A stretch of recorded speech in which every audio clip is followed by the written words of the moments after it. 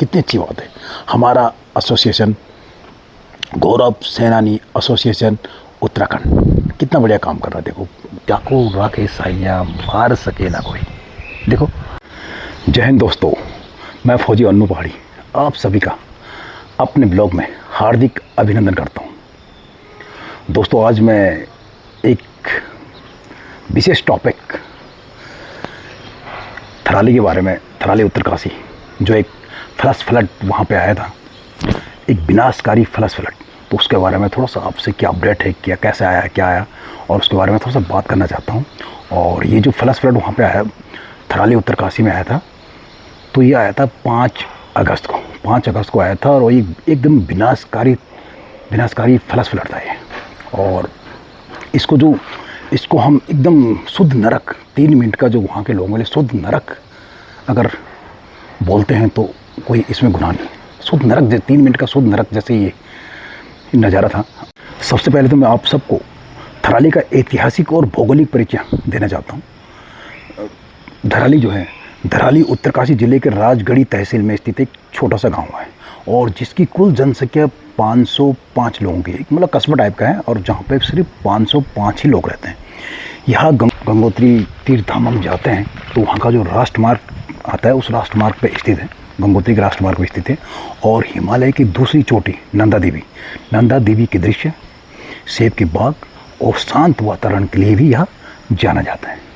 तो ये तो यहाँ का दोस्तों भौगोलिक हिस्ट्री थी। और एक मेरी ख्याल से छोटा सा कस्बा है, और कस्बा आज क्या डेवलप हुआ है तो शायद ये तो हमने जो पिक्चर देखी है, फ़ोटो देखी है, तो उनसे पता चला है। और अभी मैं आप लोगों को एक चीज़ दिखाना चाहता हूँ। जो फर्स्ट में जो ये फ्लश फ्लड आया था, फ्लड जो इनिशियल में इसकी फ़ोटो आई थी, और आप वो देखिए, आप पिक्चर देखिए, वो फ्लश फ्लड की जो सीन है वो देखिए, और उसमें वो सीन मैंने भी देखी। और मुझे एक, अब देखिए कितनी वो सीन देखिए आप, कितनी वो चल रही, और उसमें मुझे ये लगा कि ये जो चल रहा है, तो यहाँ पे ज़रूर जो ये थराली कस्बा है, गांव है, यहाँ पे ज़रूर न ज़रूर नदी के ऊपर मुझे लग रहा है कि इनक्रोचमेंट हुआ है। ये देखिए आप, जो पिक्चर चल रही है, यहाँ पे सीन चल रही है, उसमें ज़रूर मुझे लग रहा है कि नदी के ऊपर ज़रूर भू माफियों ने, नेताओं ने, किसी ने इनक्रोचमेंट किया है, जिसके कारण आप देखिए वहाँ पे जब नदी का जो रास्ता है वो वहाँ जहाँ पे ये कस्बा है वहाँ पे कितना सकड़ा हो चुका है। तो जहाँ पे भाई नदी, अगर ये तो नदी तो प्राकृतिक नदियाँ हैं, इनके लिए तो रास्ता चाहिए, फुल रास्ता, वहाँ पे देखिए आप कितना संकड़ा हो चुका है। और संकड़े के कारण जो एकदम संकरा रास्ता है, नदी का जो रास्ता है एकदम संकरा है, अगर ज़्यादा आ जाएगा तो पानी कहाँ जाएगा, तो ऑटोमेटिक ये तो भाई वो तो ऑटोमेटिक गाँव और जो वहाँ पे इंक्रोचमेंट हो रही है वो तो डूबेंगे ही।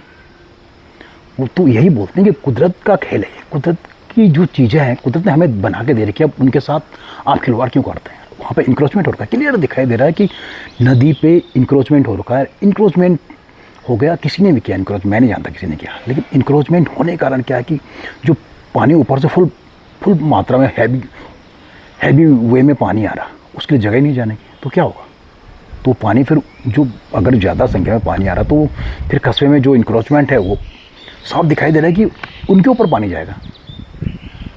तो फिर ये तो सीधा सा है कि कुदरत के बनाए हुए रास्तों के साथ में आप खिलवाड़ कर रहे हैं। सबसे पहले तो गवर्नमेंट को ये देखना है कि इंक्रोचमेंट क्यों हुआ है और कैसे हुआ। सबसे पहले आप उनको पकड़िए, इंक्रोचमेंट क्यों हुआ।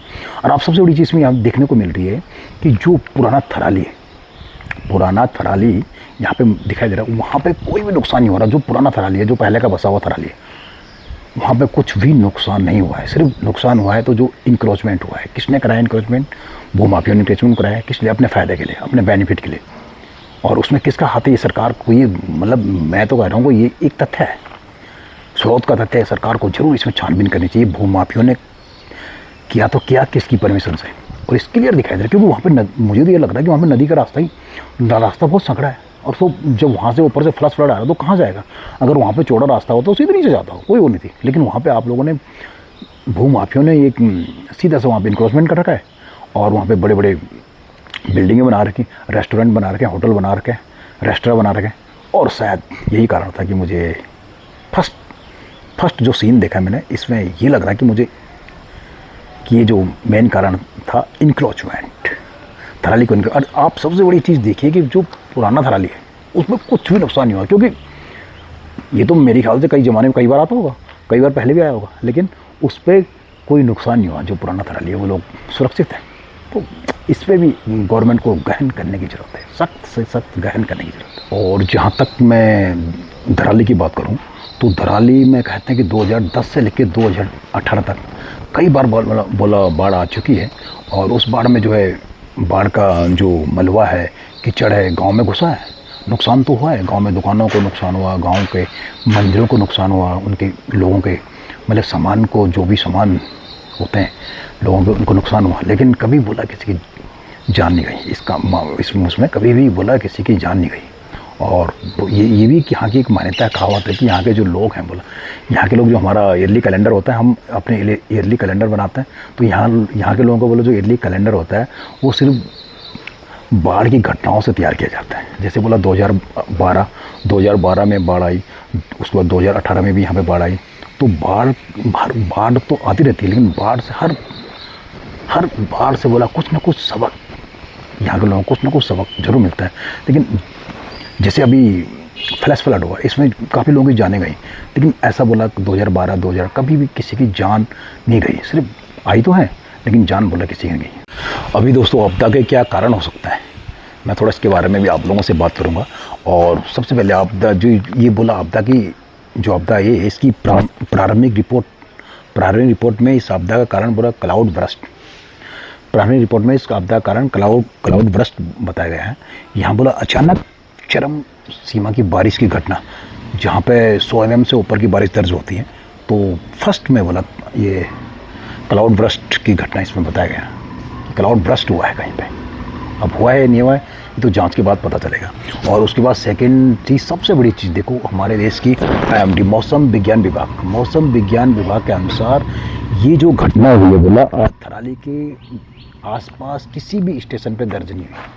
अब लगाइए, ये जो घटना हुई है, हमारा मौसम विज्ञान विभाग जो है IMD, वो बता रहा है कि एक उनकी जो सैटेलाइट होते हैं, उनके जो इंस्ट्रूमेंट कुछ भी होते होंगे, तो उन्होंने बोला कहीं भी ये घटना जो है कैप्चर नहीं हुई है।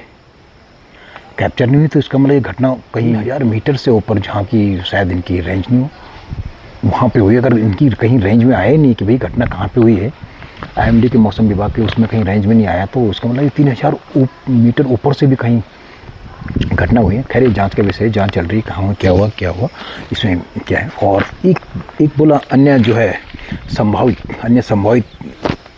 भी कारण है कि ग्लेशियर लेक आउटब्रेस्ट मतलब कि ग्लेशियर का फटना भी हो सकता है इसमें कारण। तो ये 3-4 कारण अभी चल रहे हैं, हालांकि इनमें जांच चल रही है, इनमें सब में जांच चल रही है भाई किस कारण से हुआ। तो मेरा कहना मतलब गवर्नमेंट अब इनमें जांच तो करा रही है, लेकिन गवर्नमेंट को पहले ही सब चीज़ सचेत होना चाहिए। ये मौसम विभाग का काम क्या है? मौसम विभाग का काम है कि जब भी कोई ऐसी घटना होगी तो उससे पहले ही अलर्ट कर दी। देखिए आप, मैं सपोज करो देहरादून में रहते हैं, तो देहरादून में जैसे बारिश हो रही 3-4 दिन से लगातार, तो मौसम विभाग ने पहले ही मैसेज दिया हुआ। तो क्या मेरा यही मानना है कि क्या मौसम विभाग अगर अलर्ट हो तो ऐसे ही पहले लोगों को घटना के बारे में बता सकता है, लेकिन अपना काम ये कहीं ना कहीं लैक तो है, इसमें कहीं ना कहीं लैक तो है, इस घटना में कहीं ना कहीं लैक तो है। तो मैं तो सरकार से ये चाहता हूँ कि इस घटना में जो जिसकी तरफ से लैक ऑफ रिस्पॉन्सिबिलिटीज है, उसमें ज़रूर सरकार को सोचना चाहिए। और लैक ऑफ रिस्पॉन्सिबिलिटी को जब तक हम पिन पॉइंट नहीं करेंगे, तब तक ये मतलब काम हमारे सही नहीं होंगे। तो हमें पिन पॉइंट करने चाहिए लैक ऑफ रिस्पॉन्सिबिलिटी कहाँ से हुई है और कैसे हुई है। सरकार को देखना चाहिए इसमें कि lack of responsibility pin point जब तक नहीं होगी, तब तक इसमें कुछ भी हमारा इंप्रूवमेंट नहीं होगा। नहीं तो ये घटना भी, हर घटना से हम बोलते हैं कि भाई सीखेंगे, अब सीखे भाई, कब तक सीखते रहेंगे। आज हमारा देश जो है 75 साल का देश हो चुका है, अभी हम बोल रहे सीखेंगे, तो ये गलत है ना। मतलब हमारी जो कार्य प्रणाली है उसको चेंज होना चाहिए, कार्य प्रणाली को चेंज होना चाहिए। एक तो सबसे बड़ी चीज़ है भ्रष्टाचार दूर होगा तभी हमारी कार्य प्रणाली में कुछ इम्प्रूवमेंट हो सकता है। अगर इसी आप लगाइए कि यहाँ के लोगों को सूचना होती, चलो कैसे हुआ, सूचना होती तो वहाँ के लोग इधर उधर कहीं छुपाओ, अपने बचाव के लिए कहीं ना कहीं तो जाते, लेकिन नहीं हुआ। किसी गवर्नमेंट का तंत्र सारे फेल हो गए। और किसी आपदा में अभी तक भी कई लोग तो मृत निकाले गए हैं और कई लोग बुला अभी तक भी लापता है। और अभी मैं आपको बताता हूँ आपदा का प्रभाव और बचाव कार्य। ये आपदा का प्रभाव क्या हुआ, आप उसके बारे में गौर कीजिए। देखिए आपदा का जो प्रभाव, मलबा और पानी ने धरली गांव की और आसपास की दुकानें, होटल तहस नहस कर दी। और भागीरथी नदी का जो मार्ग है, भागीरथी का जो ओरिजिनल मार्ग था वो भी बदल गया बोला। ये कहाँ से पता चला?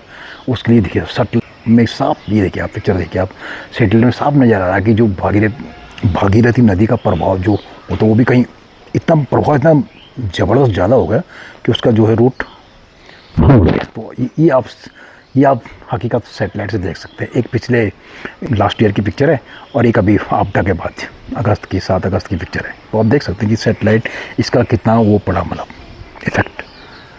इसका इफेक्ट ये पड़ा कि नदी का बहाव भी कहीं और जाना था तो कहीं और चला गया। और क्लियर सैटेलाइट से आप देख सकते हैं सैटेलाइट से। और उसके बाद अभी देखिए वहाँ पे इंडियन आर्मी, NDRF, SDRF बचाव कार्य में, बचाव अभियान में जुटे हैं सारे। हेलीकॉप्टर से कई लोग सुरक्षित निकाले गए।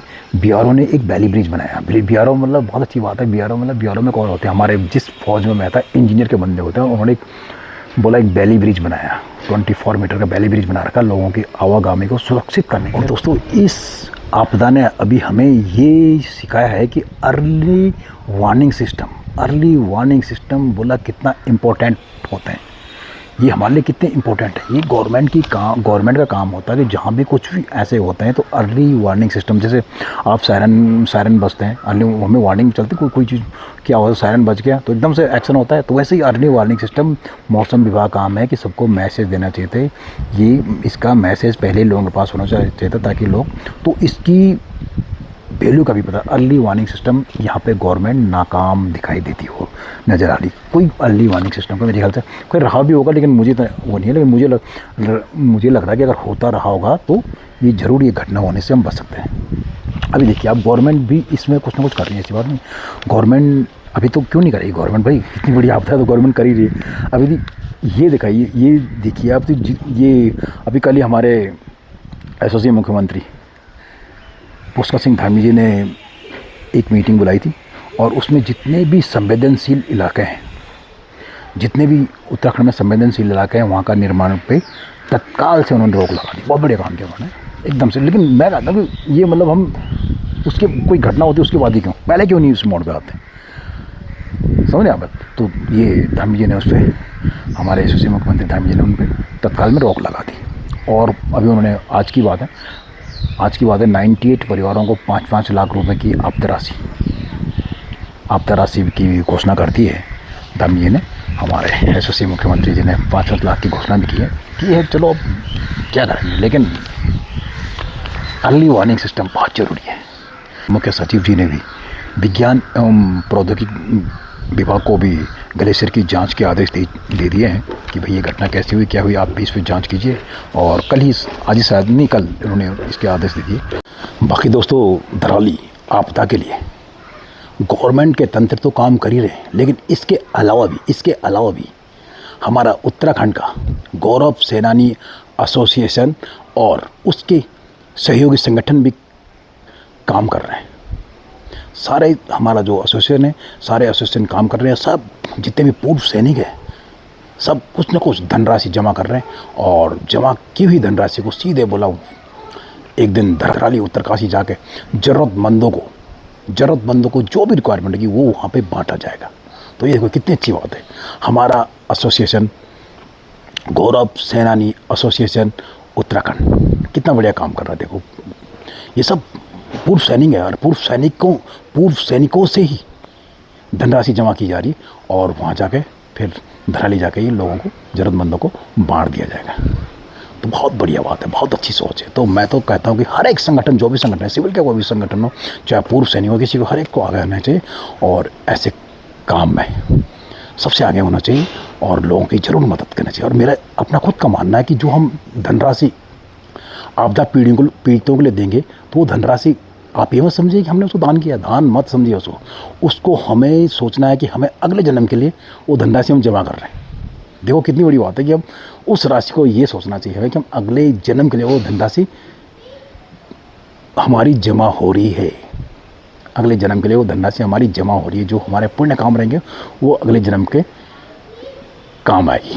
तो ज़रूर कीजिए। मेरी सभी से आग्रह है कि आप लोग ज़रूर धनराशि कुछ ना कुछ अपने एसोसिएशन को या अपने संगठन को ज़रूर दीजिए, ताकि वो पैसा वहाँ पे जाके आपदा प्रभावित जितने भी लोग हैं सबके काम आ सके। कि दोस्तों बस आज मैं इस जो पूरी घटनाक्रम हुआ, इसका कंक्लूजन में अगर मैं बात करूं तो धराली की ये जो घटना है, यह मतलब धराली की कहानी नहीं है, ये उत्तराखंड के हर गांव की कहानी है। उत्तराखंड के हिमालय क्षेत्र में जितने भी गांव बसे हैं, ये हर गांव की कहानी है। और हमें इस